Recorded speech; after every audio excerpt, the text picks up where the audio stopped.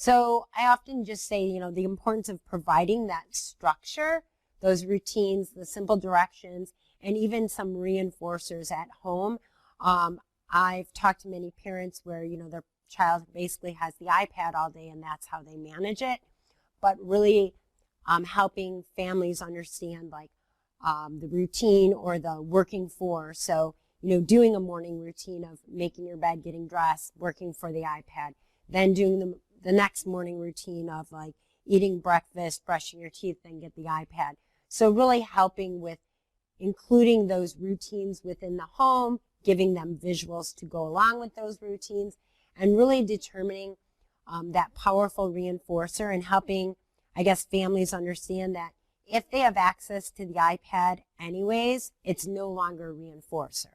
So to determine other reinforcers or powerful reinforcers, I give the example of the boy who was very self-interested or aggressive in a classroom. The teacher called me in to do an observation. I agreed, yes, he definitely is. He doesn't do any work. I said, have you figured out what his powerful reinforcer is? She said, koosh balls. And I'm like, no. She goes, yes, no, yes, no. And then I go, you know why I'm saying no? Because I can see 18 koosh balls right now, all of which he can touch, play, throw, or do whatever. So you have to do one of two things. You either have to get rid of all 18 of them and teach the I am working for a koosh ball, or find another powerful reinforcer. So I recommended the getting rid of. She did. I'm sure she probably cursed my name out for months. But what happened about 2.5 months later, his light bulb went off, meaning he actually went over to the board, took the picture of koosh ball, threw it at her, and she gave him the koosh ball, and she said he literally made a sound, like almost like, oh, that's all I had to do for it. So, you know, that I said, build it slowly, you know, start giving it to him maybe a little bit more time and shorten it up, but have him do maybe one thing to get the koosh ball, then next time maybe it's 2 things. So I try to help parents with that at home too. If the iPad is something you are going to let them have anyway, then please don't use that as a reinforcer. Let's try to figure out what that might look like. And really thinking outside of the box. Is it something to look at, spin, touch, taste, smell, sit by? It could be anything outside of the box. Also helping families in the homes or individuals who live alone even, creating that sensory space, that space where they can regulate and be calm and kind of get back to a calm space. Yes? Why does the sensory space help in regulating? Because they or someone who's helping them can regulate how much of a sensory input they're getting or outputting. So meaning if they need more movement, if they need that proprioceptive awareness, there's somewhere where you can actually say, okay, you needed more, well, you're going to jump on the trampoline, or you're going to bounce on the ball, or you needed, it's too loud out here in the living room with my family watching TV, but here I can listen to the ocean music. So you can kind of regulate how much input or output of some senses that they're getting. That's what I typically see. Does anyone else have any other input about that? Okay. And then utilizing the visuals and helping the homes have these visuals. And I always say the biggest reason for the visuals is to increase independence. If you have an adult doing and showing you everything all the time, that adult is there all the time. Whereas a visual, you can move the adult away and the visual can stay. So even think of your own lives, like we all have maybe calendars, or I still have a paper calendar, but you know, we still maybe use our mobile phones for our calendars or our notes and whatnot. But that's something that you can functionally live with all day long. And but an adult would be like an extra person, and it's not independent. Task analysis, I talked about the importance of that, so that everyone's kind of helping teach in the same way. So structure, what else? Providing predictability. Yeah, so these are all things we've kind of talked about. So predictability, lowers anxiety. So a lot of families say the child has a lot of anxiety, or the young adult or the adult in the home. But having those routines, the predictability and the visuals helps lower anxiety, putting order of events. And then the best thing is when there is a change in your schedule or a change in your routine and you're providing it to them visually, that will also help lower anxiety. So if your routine is the same every day and they have a visual that goes along with it, but tomorrow the cousins are coming over, well, you put that into the schedule. You have maybe a social story that goes along with it. Now I have time to process it. Maybe the social story tells me how I'm supposed to act during it. So there's ways around helping that. Instead of just the doorbell rings, these kids come running in and you're like, no, not them. So these, we talked about the visual structure, the boundaries, the using tape or different colors, paint, reinforcers, sensory space. So yeah, so knowing what kind of input or output they need. It could even just be a way to escape things that are too chaotic. If there's many siblings or roommates in a household, they just might need that place to go that can be calmer, where there won't be that kind of extra noise or high traffic. Visuals. So really think about where in the house we can increase. I always think the laundry room and bathroom and kitchen are like the three most favorite ones to get more independence in. Communication, helping families know, like, how is your child or loved one communicating? How can we enhance that with some visuals? Choices. So choices are a form of communication. So even if you start out with that, so do you want to sit or stand during dinner? Do you want to eat this or this during dinner? Do you want to, watch TV here or watch TV there? What color sheets do you want? Think about all the different choices that you can be provided in your home life, and that's a form of communication. What kind of social stories might you need within the home? I think the one about having visitors would be a wonderful one. The one about maybe appointments being canceled. So maybe if your doctor's appointment got canceled or moved, or if you actually have staff involved, like staff calling in sick might be a good social story to have. If you're at home with siblings, maybe a sibling going away to college, things like that. And then always know, if they are school age, what is the school doing and utilizing to get that carryover. So what are they utilizing at school and what is working? What visuals are they actually using? Are they actually using board maker pictures? Are they using actual real photographs, line drawings? What are they utilizing in school to carry it over to home? And can the school work with the family to help create some of these visuals? Usually school systems have some programs to do that, like Board Maker, like Lesson Picks, like there's a lot of different ones out there, Visual. So can the school help with that? And can they help create some of those? Schools input. Can schools make actual home visits? I know that as the students get older and become transition age, that could be a really valuable visit. Having school staff engineer the home environment. So engineering the environment would be really just creating all those visuals, right? And really helping the family to utilize them and see where they go, and even almost model the use of them for the parents. Can school staff help train family members to utilize visuals? So very important. I remember one year I was at an IEP meeting and I was doing that, like visual strategies and visual schedule and visual this, and finally a parent says, like, what is that? And I went, how many years have I been doing these where I just say it, or like reinforcement system or first then system, and I've never, so that was like my eye opener, where now I, like, anytime I go to an IEP meeting to even to support a parent, I ask the teacher, like, show us what that looks like.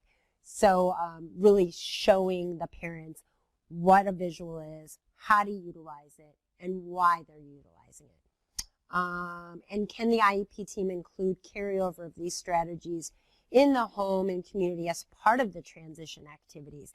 So maybe it is one of those like cooking or laundry or something, so they're doing it at school. How can they write the transition goal to do it at home? So therefore, we have to have that same task analysis, right? So if we're using the soap pods at home, we need to be teaching them using the soap pods at school. So some technology. So remember I said assistive tech you don't always plug in. Well, this you kind of do. But I just want to say briefly, I'm just going to explain some technology that can help with the accessibility in the home. But it's super brief. This is not a training on these. However, if someone finds these to be very interesting or say, oh my God, I need to know more about that, email me because I will connect you with someone who's like a guru in it, even if it's just to network. But I wanted to just kind of make this available. So does anyone know about the IFTTT.com? Yay, do you use it?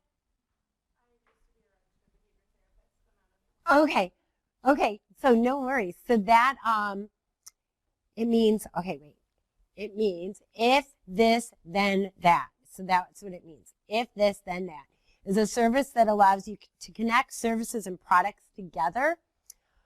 For instance, to activate stuff like lights and controlling doors and lights and calendars. It can really control anything. So the website is IFTTT.com. If this, then that. Connecting services through recipes, right? They're called applets. So they look just like this, but you can choose, so it can connect like your phone, your, I think I showed, here it says there are 550 services. So I kind of did some screenshots of them. So if you have a certain trigger, then it would call your phone automatically. Or, oh, there's screenshots on the next one. But right now, they're getting AT, like assistive technology, communication devices, like we have up here that you utilized in your presentation this morning, can activate some of these as well. Let's see. What did I want to show?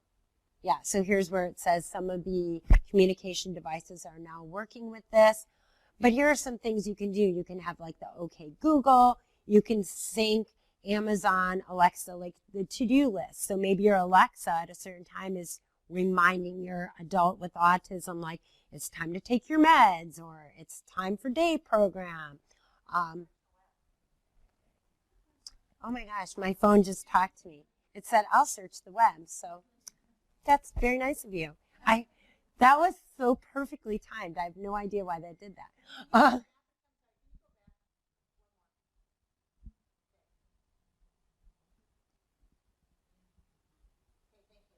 Yeah, this is all like new to me, but I'm like, this is so perfect to get to know that it's out there.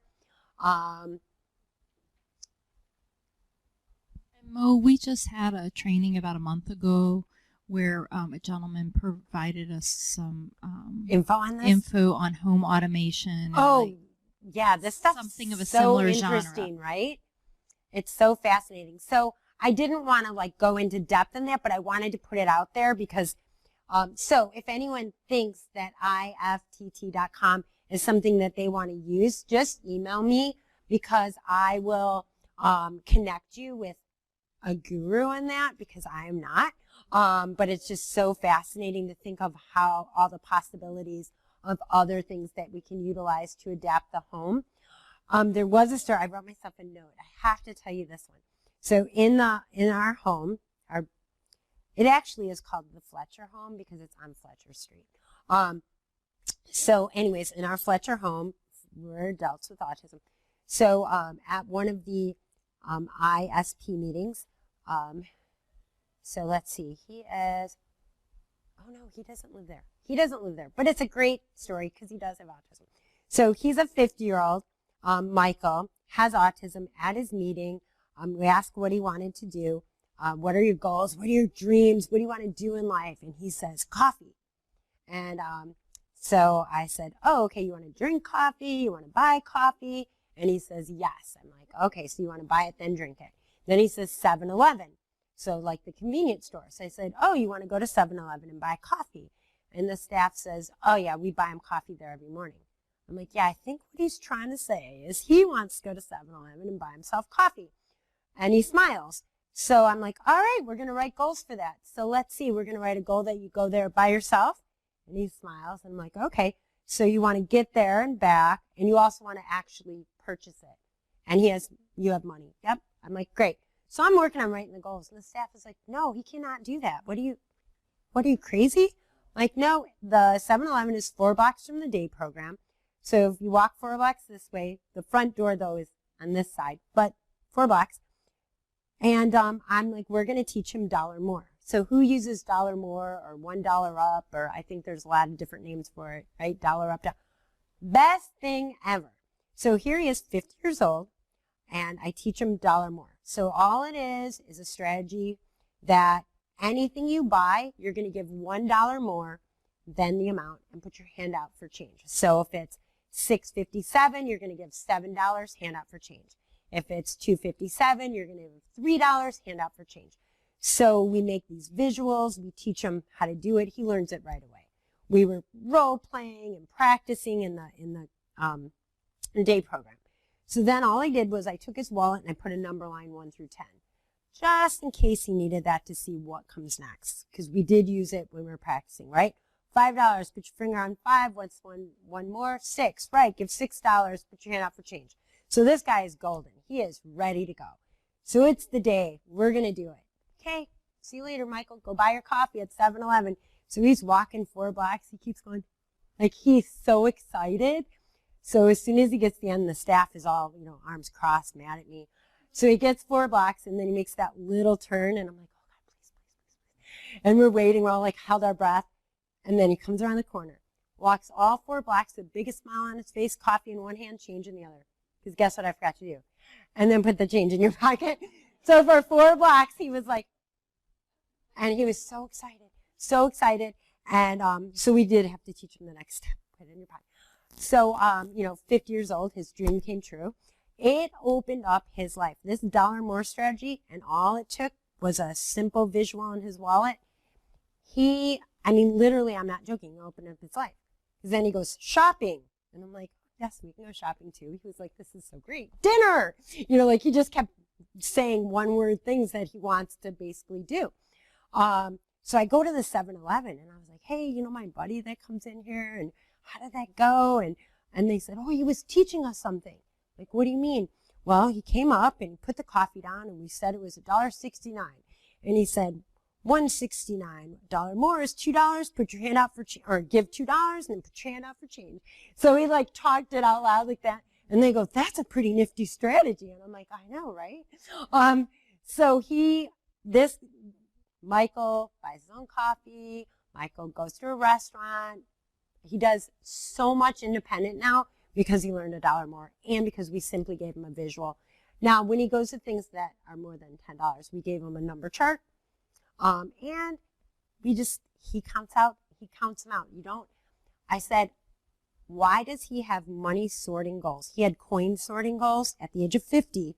And I looked back, for 5 years, he's been sorting coins. So the only reason why he should be sorting coins is if he's going to work as a cashier at the age of 50. Like, no more, $1 more. Hand out for change. Put it in your pocket. But so that was just a little fun story about one of our guys, which is great. But do you guys have any questions, comments, things you want to share? Yes. And Mo, we have about 10 minutes for Perfect. questions. So question number 1. So you've talked a lot about how important communication is, and in the case of the young woman, Dina, was that her name? Dinah. And she's using just a book and pointing at things. Wouldn't the natural progression of that be to give her some voice output, and is that a goal of hers? Or? Yes. So yes, and yes. However, the fiscal ability to do that in Illinois is almost impossible.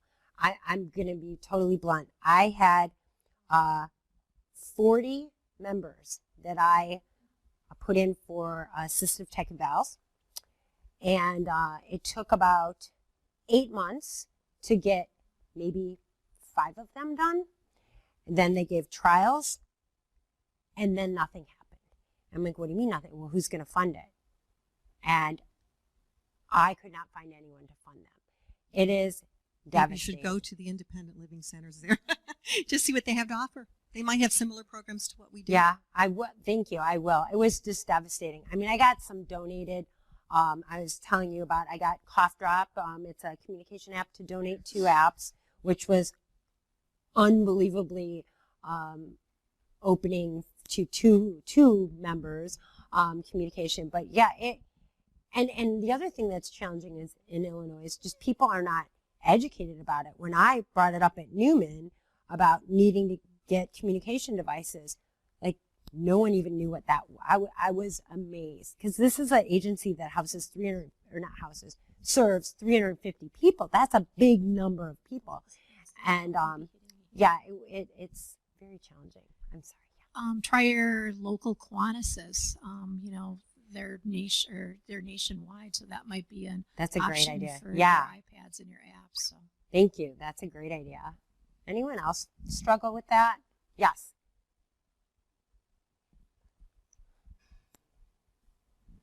I was just going to jump on Mike's coattails, and Mike told us about the assistive.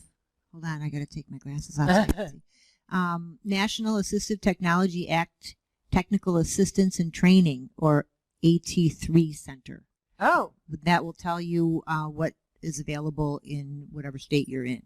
Oh, I will get your handout. Thank you. Remind me to get a handout on the way. We'll get you one. Yeah, thank you. Any other questions or comments or things to share? This is Andrew Lopez again from Access to Independence. Do any of the participants in your program ever get evaluated to see if they could work in the community? Do they go through vocational rehabilitation or any other programs like that? Yeah, so Newman Envisions does have a vocational department, career services they call it. Well, Newman did. I don't know what Envisions calls it. But it's a lot of it's a funding issue again. There's a lot of funding problems in the state of Illinois. So, yeah, like I want Elton to work at a gym so bad. He could totally check people in and then go work out when he's done. So it is, they are all on lists to, well, I shouldn't say all of them, 4 of them are on lists to be able to be evaluated, but our state determines this is going to make people not feel very good. They determine who's employable, and yeah, and it's very challenging because it's based on what they deem is employable, and it's all funded. Everything is backed because of funding, right? So nobody currently in that house has a job, but like I said, 4 are on a list to be evaluated by the Voc Rehab. So, fingers crossed. Any other questions? Comments or success stories? Yeah. Especially along the lines of employment or helping those in transition. So what because Illinois is so challenged with finances, this is kind of unusual, ironic, but last night I talked to a friend of mine who has a 20-year-old son, and 3 of my other friends do. So they all have sons that are between 19 and 21, and they're getting to the age to say, oh my gosh, now what? They all happen to be very fiscally able, and they asked if I would help them to just open their own group home so they don't have to go through, go through everything. So I thought, wow, this sounds very interesting. We're going to meet like face to face. This is just a phone call. But what's sad is that they're looking at doing it with their own money because Illinois is so struggling with funding, and they want to be able to provide their best for their child, and fiscally they all can. They're thinking of doing fundraising to get maybe a few that can't to participate, But it's interesting. Maybe that'll be, part 2 next year or something. Any other like comments, stories, questions that anyone might have? Well, this is my email. Yes, sorry, I just had one more. Oh, yeah, of course. So we did run into a situation, and this is one that I didn't directly handle, but I did hear about this. An individual who had been living on her own. She was kind of on the opposite end of the spectrum, so she was employed and everything, but she wanted to live with a roommate, and she wanted to find a housemate that was also on the spectrum. And I didn't know where we might be able to point her. That is such a cool thing. There are so many Facebook pages by people with autism that, gosh, I mean, like James Williams and what is Chloe's last name? I would even search because from my experience, many still like to be called that they have Asperger's syndrome. Many don't, some do. But even searching that on Facebook pages, because there are, and even Danny, or look on my Facebook page, because I have 5 friends who are young adults with Asperger's syndrome, for lack of better words. But I think, I don't know, that's where I would look for that. But what a great request, right? Because think about all of us. If you have a roommate, you want to at least have something in common. So, but if I think of any, if you email me, because it's in Wisconsin, obviously, right? Okay. Yeah, I'll even reach out to my friends and see if you email me. That would be cool. Maybe they want to move to Wisconsin. Well, apparently the services are way better, so maybe we'll all move here. Mo's email is mobuti@hotmail.com, and that's MOBUTI @hotmail.com. And then the website is capital A, lowercase IEP, capital AUTISM.com. And telephone number is area code 312-316-2884. So let's give a round of applause for Mo.